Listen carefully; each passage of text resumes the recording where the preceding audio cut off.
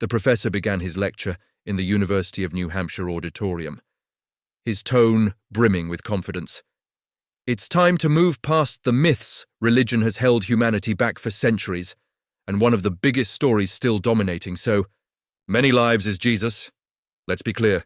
Jesus is just a fairy tale. The students sat in silence, some nodding, others quietly taking notes. Karoline Leavitt, 27. The youngest White House press secretary in history, was on campus as a guest speaker, addressing Gen Z's role in politics, bringing her Catholic faith and sharp Washington style with her. But as she walked through the hallway, the professor's words reached her ears. Karoline stopped, her hand clenching. Having faced White House pressures, she was no stranger to controversy, yet calling Jesus the foundation of her faith and values. A fairy tale was something she couldn't let stand before diving into the story. Comment where you're watching from, and don't forget to subscribe so you won't miss the latest stories. Professor Daniel Hargrove, a renowned progressive scholar, stood at the podium, hands braced on the desk, his sharp gaze sweeping over the crowd of students in the University of New Hampshire auditorium, and now he continued his lecture with unwavering confidence. Look at the facts. He said, his voice low but cutting like a knife. The story of Jesus Christ, a man said to walk on water, turn water into wine, rise from the dead, is no different from Greek mythology or Viking legends. There's no reliable historical evidence confirming he existed. As the Bible claims, it's all a product of imagination, woven to control the masses for centuries. The students remained quiet, some nodding in agreement, others frowning in discomfort. A girl in the front row scribbled notes quickly, while a guy in the corner discreetly scrolled on his phone. Hargrove smirked smugly, relishing the attention. I know this is hard for some of you to hear, he went on, but it's time we grow up and leave. Childish stories behind science and reason are the only path to progress. Religion, especially the Jesus myth, is just baggage from the past. He paused, letting his words sink into the air as if expecting applause, but instead, the door clicked open. Again, Karoline Leavitt stood there, her petite yet commanding figure in a deep blue suit, her eyes blazing like an unquenchable fire. The students turned, murmuring excitedly, "Who's that? Isn't she from the White House?" Hargrove frowned, tilting his head, slightly clearly displeased at the interruption. Karoline took a deep breath, stepping forward, her heels clicking on the wooden floor like a wordless declaration of war. She stopped in the aisle, staring straight at the professor. "Excuse me," she said, her voice calm but firm, echoing through the room. "I didn't mean to interrupt, but I just heard you say Jesus is a fairy tale, and I have to say you're wrong." The auditorium held its breath. Hargrove raised an eyebrow, a smirk flickering across his lips. "Oh, and who might you be?" he replied, his tone laced with sarcasm. "I didn't expect a politician to care about my history class. Are you here to defend this myth?" Karoline didn't flinch. She stepped onto the podium, standing a few feet from Hargrove's arms, crossed confidently. The stance of a press secretary used to facing a tough press corps. "I'm not here to defend a myth," she said, her voice sharp as a blade slicing through the air. "I'm here to defend the truth. You say there's no evidence for Jesus. Then how do you explain Tacitus, a non-Christian Roman historian who recorded Jesus' execution under Pontius Pilate, or Josephus, a first-century Jew who mentioned Jesus as a real figure with major influence? This isn't the Bible. These are independent historical sources," the students began. Whispering, some pulling out phones to look it up, Hargrove crossed his arms, his smirk still intact. "You Leavitt, right?" he said, coolly. "You might be a good mouthpiece for Trump, but don't bring your political games into my classroom. Those sources, if they're even real, are just fragmented anecdotes written decades after the fact. They prove nothing beyond someone telling a good story." Karoline tilted her head, a spark of defiance flashing in her eyes. "A good story," she repeated, her voice rising with sarcasm. "Then why did that story change the world? Why have billions across centuries lived and died for it? You can call it a fairy tale, but you can't deny Jesus' impact, historical or religious, take your pick. Dismissing him entirely isn't science, it's arrogance." The room buzzed. One student clapped, then stopped awkwardly. His eyes turned. Hargrove's lips twitched, clearly prepared for such a strong counter. "Who do you think you are, Miss Leavitt?" he asked, his voice hardening, a theologian, a historian, or just a mouthpiece for outdated ideas. Karoline smiled, but it held no warmth. I'm someone who believes in truth, she replied, her voice steady as steel, and the truth is, you just insulted millions, including me, by calling Jesus fiction without a strong enough argument. If you want to debate, I'm ready. The universe. University of New Hampshire auditorium turned into an arena. Professor Daniel Hargrove stood at the podium. Arms crossed, his icy gaze fixed.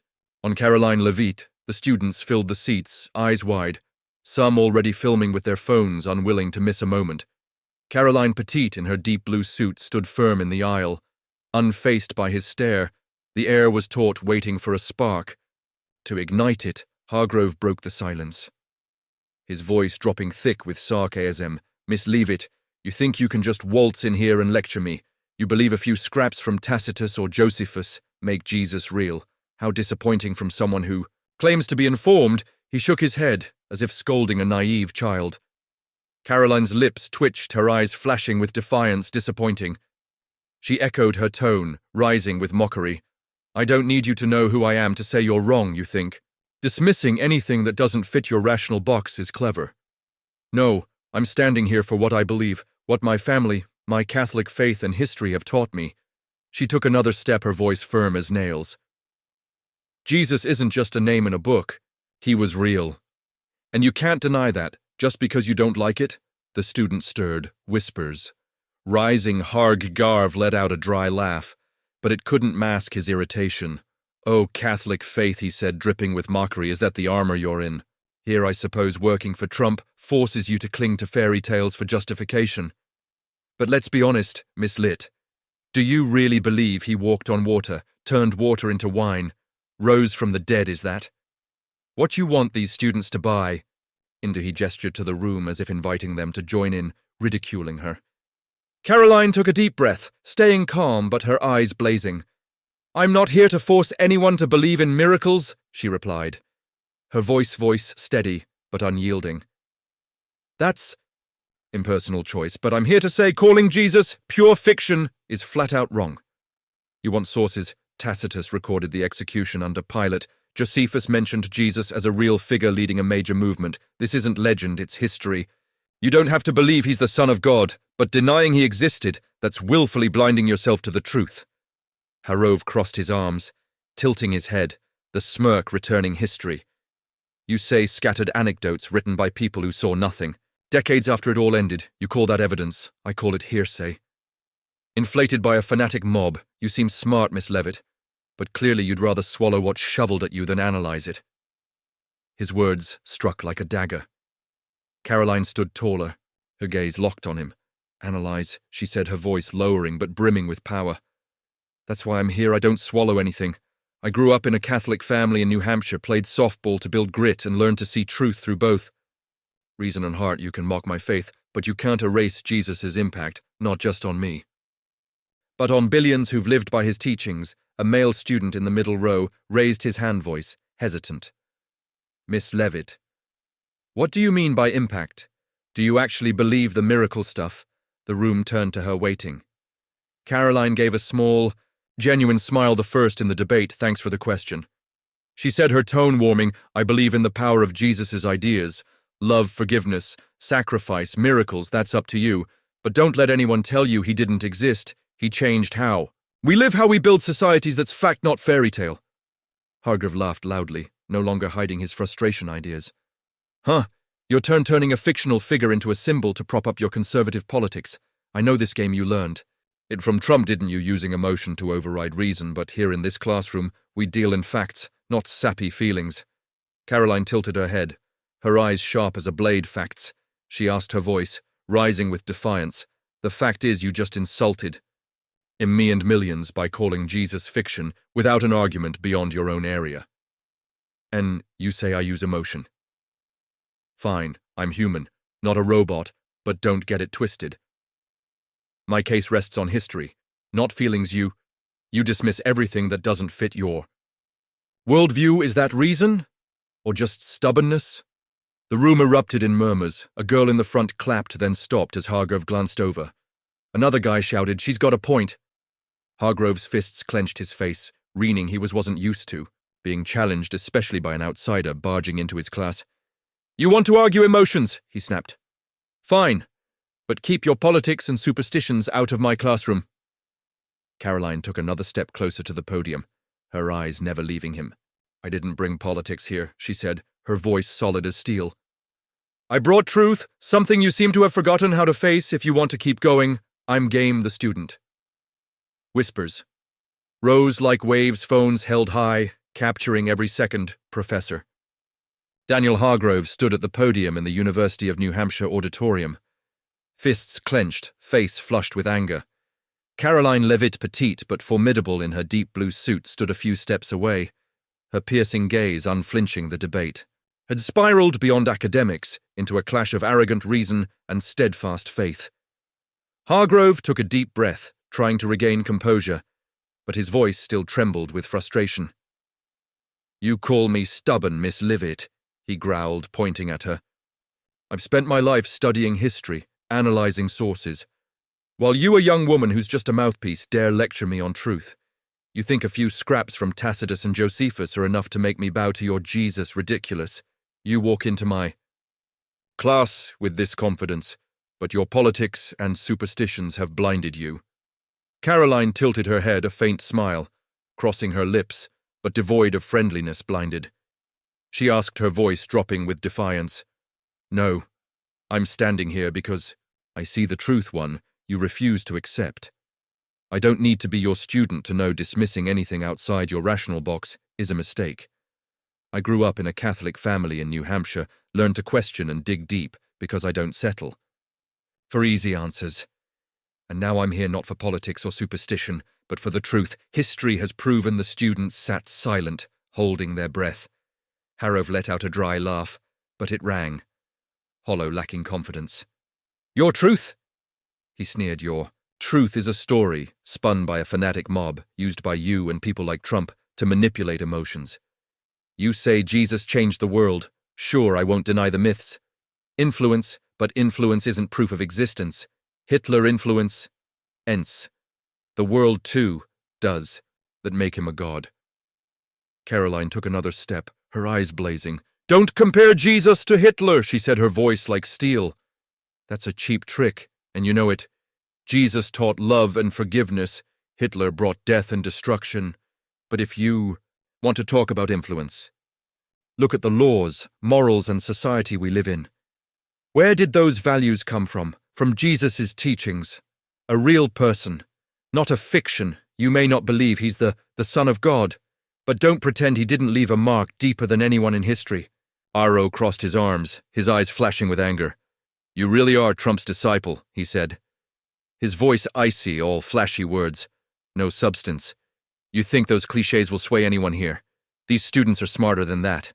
They want truth, not feelings." He turned to the crowd, waving a hand. "Tell me, do you believe her? Or science?" A female student in the middle row raised her hand, her voice hesitant. "But if there are documents mentioning Jesus, doesn't that prove he was real?" Another guy jumped in. "Yeah, Tacitus wasn't Christian, why would he make it up?" Whispers spread, a few nodding in agreement. ARGRVE spun back, his face redder. "Those documents aren't reliable," he snapped. "They were written too late, possibly forged, or just rumors you want to believe rumors. That's not science, that's naivety." He pointed at Karoline. "And you prey on that naivety just like you do at the White House. I expected someone walking in here to bring a better argument." His words struck Karoline's pride. She stepped onto the podium level with Harrove, her voice low but powerful, like crashing waves expected. She asked, "You expect everyone to just agree with you, dismissing anything that doesn't suit you. I'm not naive, Professor. I learned from life, and life taught. Me truth isn't just in your books. I grew up building resilience through softball, and I know how to see truth, with both reason and heart." RG Kiev stepped back half a pace, caught off guard by her intensity.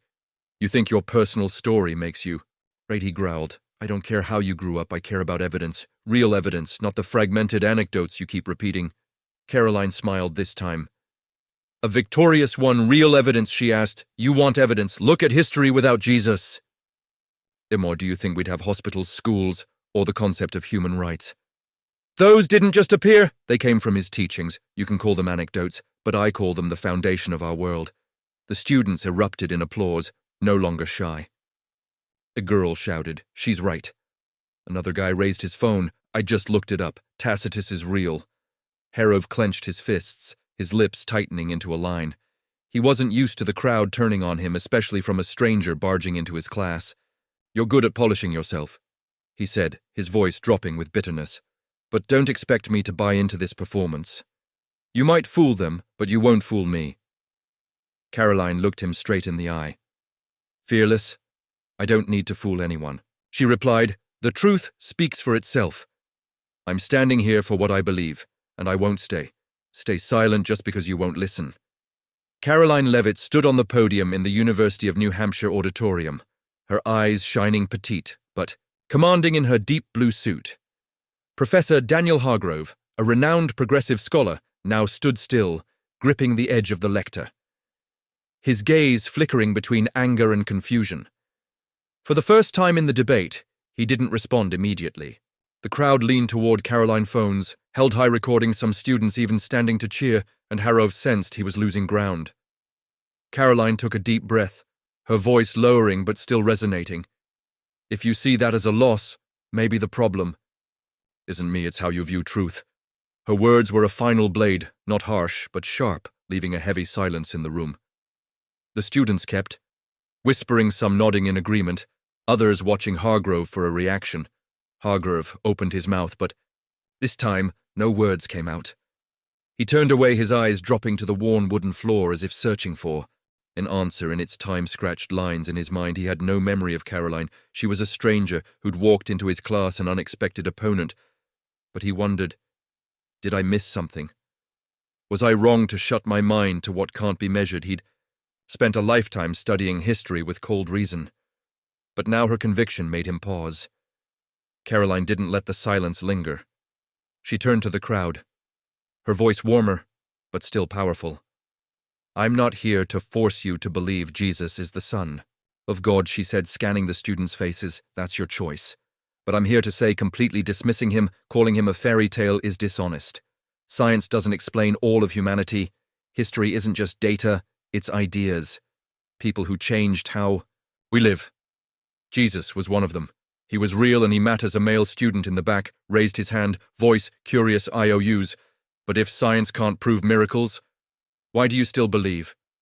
Karoline smiled this time. "Sincerely, good question," she replied. "I believe because I see the power in his teachings, love, forgiveness, sacrifice. I grew up with them. Live them every day. Miracles, that's up to you, but don't let anyone tell you he didn't exist just because we can't measure everything." Harov looked up, his gaze no longer harsh, but thoughtful. Karoline words echoed in his mind, stirring a buried memory. He recalled his early days as a scholar, when he was more open reading the Bible, not to debunk, but to understand. When had he changed? When he decided reason was everything, that anything unmeasurable was illusion. He looked at Karoline, and for the first time he saw not a naive fool, but a woman who'd found something bigger, something he might have lost. The students grew lively. A girl in the front stood, voice excited. "I agree with her. If Jesus wasn't real, why did the whole world change because of him?" Another guy cut in. "But if it's just influence, why argue Hitler had influence too?" Karoline turned to him, her eyes stern. "Don't repeat that cheap comparison," she said. "Hitler destroyed. Jesus built. His influence is the foundation of the best in us. That's the difference." Harrow frowned but didn't counter. Right away he stepped aside, hand resting on the desk as if needing support to think. Am I really being honest? He wondered. He'd spent a lifetime denying Jesus, but now facing Karoline's arguments and the student support, he felt a crack in his wall of arrogance.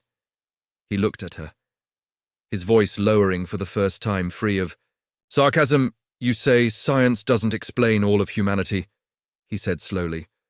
"But if we don't rely on science, what do we rely on? Emotion, faith, is that what you want the students to learn?" Karoline nodded, her eyes steady on him. "I want them to learn to think for themselves," she replied. "Science is a great tool. I respect it, but it's not everything. Faith, history, emotion, They're part of being human, too. I didn't need you to teach me to question, to know not every answer comes from a lab. Jesus doesn't need a test tube to prove he was real. He proved it through what he left behind. The students erupted in applause again, some shouting, "She's right."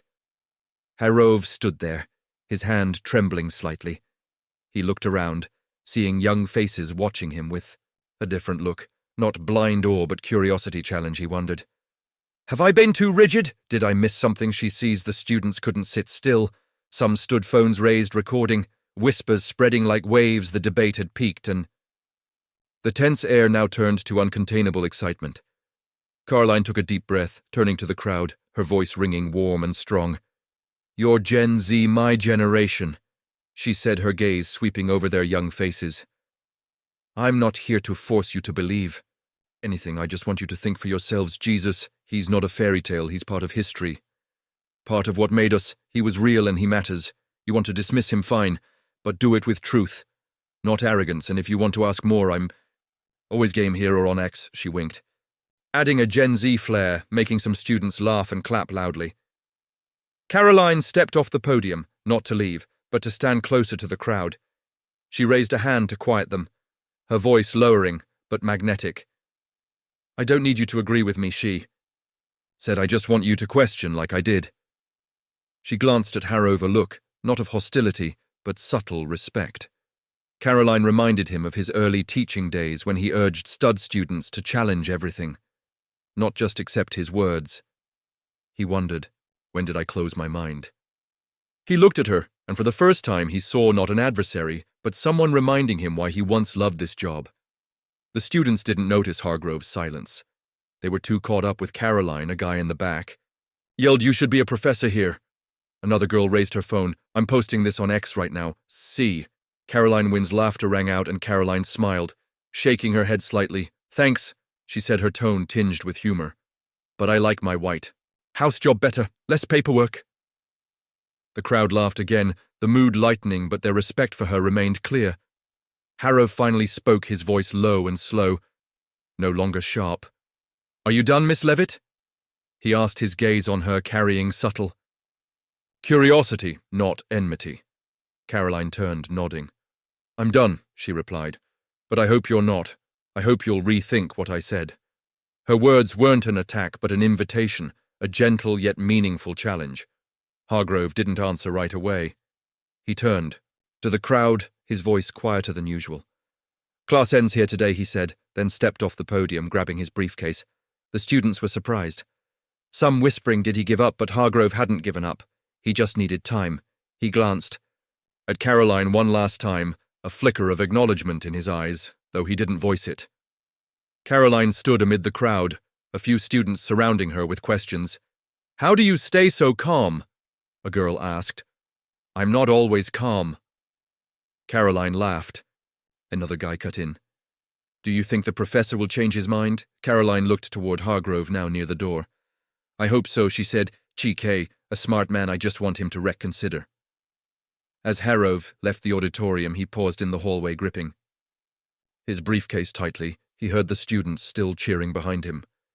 Karoline answering them with youthful energy. He gave a faint smile. The first of the day, he wouldn't admit defeat, but he knew he'd been shaken. He'd go back to his office, reopen old history books, reread the passages on Tacitus and Josephus. He'd once dismissed, not to agree with Karoline, but to understand, to question like he'd once urged his students to do. Karoline left the auditorium a few minutes later, the crowd of students still buzzing around her. To the door, she stepped into the sunlight, breathing the fresh New Hampshire campus air. She felt relieved, not from winning, but from defending what she believed, not just for herself, but for people like her. Her phone buzzed. In her pocket, notifications from ACTS and TikTok students already spreading the debate video. Meanwhile, the buzz from the AUD auditorium lingered. Students gathered in clusters, talking excitedly. She was amazing, one said. The professor didn't stand a chance. Another added the TikTok video, racked up hundreds of views in minutes. The Narcissi Karoline Wynn's spreading fast. Karoline Leavitt walked off the University of New Hampshire campus. Sunlight filtering through the trees, illuminating her deep blue suit. The students Cheers still echoed from the auditorium behind, but now she felt the calm of victory, not over Harov, but for standing up for what she believed. Her phone buzzed non-stop, X and TikTok notifications flooding with #Karoline wins. She smiled faintly, shaking her head. Gen Z moves fast, she thought, picturing students filming and sharing the story in mere minutes, but deep down she knew this wasn't just a viral moment, it was something bigger. Meanwhile, Professor Daniel Hargrove stepped into his small office in the corner of the faculty building. He closed the door, the noise from the hallway fading, leaving him with a heavy silence. He set his briefcase on the desk, his hand trembling slightly as he pulled out his chair. His gaze fell on the bookshelf behind him, thick history books, documents he'd studied for decades. He recalled Karoline's words. Jesus doesn't need a test tube to prove he was real, he proved it through what he left behind. Those words were like a needle. Not painful, but deep enough to make him pause. Harov sighed. Pulling an old book from the shelf, a copy of Tacitus' writings he'd once dismissed as unreliable. He flipped through the pages, his fingers tracing the Latin lines he'd once thought these records were mere rumors. But now he wondered, if it's not true, why has it endured through time? Why does a myth have such power? He wasn't ready to admit Karoline was right, but he couldn't deny one thing. She made him doubt himself. Something no one had done. In years outside, the ripple from the debate began to spread. A student TikTok video titled "White House Press Secretary Takes Down Professor" had racked up thousands of views in just half an hour on X. The #Karoline wins was trending locally, with lively comments, conservative Gen Z speaking up. Some criticized her, calling her a mouthpiece for superstition, but most praised her confidence and sharp reasoning. Karoline wasn't surprised. She was used to division from her White House days, but this time felt different. She wasn't just representing politics, but a generation. Karoline paused by a wooden bench on campus, sitting down to check her phone. She opened TikTok, seeing a flood of comments. She's right about Jesus. I'm not religious, but she makes me want to learn more, she smiled, replying to one briefly. Thanks, keep asking, I'll answer. Then she texted her husband. Today was wild, but I'm okay. How's the little one? The reply came instantly. Boy's sleeping soundly. You did great. Tell me later. She stared at the screen, thinking of her young son at home someday. I'll tell him about standing up for what's right. She thought, her heart warming in his office. Harov still sat there, the book open before him. The arrogance of the morning was gone. Karoline's argument made him wonder, do I really understand everything? He grabbed a pen, scribbling on a paper, Tacitus Josephus, cultural impact. He didn't know where these notes would lead, but for the first time in years, he wanted to explore, not to debunk, but to understand. As Karoline left campus, her phone rang, a call from her White House assistant, Karoline. The debate video is going viral, the assistant said excitedly. Everyone here wants you on air tonight to talk about it. She nodded. Over the phone. Fine, she said, but I'll do it my way, no script. She hung up, got into her car, her eyes fixed ahead. She knew this wasn't just another day, it was a milestone. A story she'd carry throughout her career. In his office, Harov looked out the window, watching Karoline's figure disappear behind the trees. He gave a faint smile, not from defeat, but because, for the first time in years, he felt a spark of curiosity return. He turned back to his desk, opening another book, this time on religions. Influence on Western civilization. He wasn't sure what he'd find, but he was ready to read, ready to question. Karoline hadn't just left an impression on the students, she'd left a mark on him deeper than he'd expected. Karoline Leavitt sat in her car, the sunnet painting the road ahead gold. As she left the University of New Hampshire campus, her phone notifications kept buzzing. The debate video had now surpassed tens of thousands of views. #Karoline wins spreading across X and TikTok. Hadn't just defended Jesus as a real historical figure, she'd sparked a bigger conversation about faith history and Gen Z's power. Meanwhile, Professor Daniel Hargrove remained in his office, the Tacitus book open before him, his gaze pensive.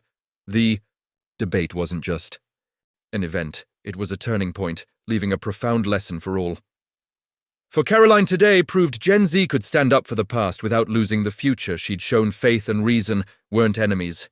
They were two arms lifting humanity up from the auditorium to social media. She inspired a young generation to question, explore, and hold fast to what they believe Herove, a once arrogant progressive scholar who dismissed anything unmeasurable, now sat with a new spark of curiosity he didn't change instantly. But a seed of doubt had sprouted a lesson that truth doesn't always lie in what he could control the students with witnesses to it all. Left the auditorium with broader minds. Some looked up Tacitus and Josephus. Others posted the debate video to discuss with friends. They didn't just hear a showdown, they saw a 27-year-old White House press secretary blend history, emotion, and Gen Z style to challenge a stranger's worldview. That was the biggest lesson: standing up for what you believe doesn't need a script or power, just truth and courage. Karoline gazed out her car window, thinking of her young son. She wanted him to grow up knowing history and faith weren't things to discard. They were foundations to build on. Herove, in his office, closed his book, a faint smile on his lips. He wrote a short line on paper, question, like she did. He'd never known Karoline before, but she'd made him rethink. He didn't know where this journey would take him, but he was ready to start. The story of Karoline Leavitt facing off with Professor Hargrove at the University of New Hampshire mirrors the tensions and opportunities in today's American society, a nation polarized between scientific reason and traditional values, between older generations and an energetic Gen Z in today's context, as debates about religion, history, and cultural identity explode on platforms like X and TikTok, much like the #Caroline Wines video spread. This story isn't just an academic exchange, but a reflection of how Americans confront differences.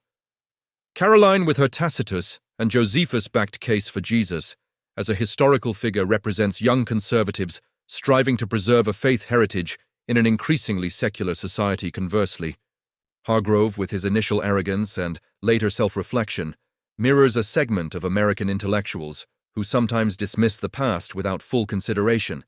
The takeaway here is practical in today's America: don't slam the door on differing views. Listen and question like Karoline did with the students, or like Herove ultimately relearned from her when she invited people to discuss on TikTok. She showed the power of openness and connection, something Americans can use to bridge political or cultural divides. For Hargrove, reopening Tacitus post-debate is a reminder that even the most confident should be willing to reconsider a vital attitude in an information-saturated age. Take Karoline's example: stand up for what you believe, like her defense of Catholic faith and history, but do it with truth and courage, not just emotion. In a contentious America, from elections to religious freedom debates, this lesson encourages each person to find balance between conviction and openness, turning conflict into a chance to understand one another better. Thanks for following Karoline's journey to defend the truth. Subscribe to the channel so you don't miss the next inspiring stories. See you in the upcoming video, where we'll keep questioning and exploring what makes America today.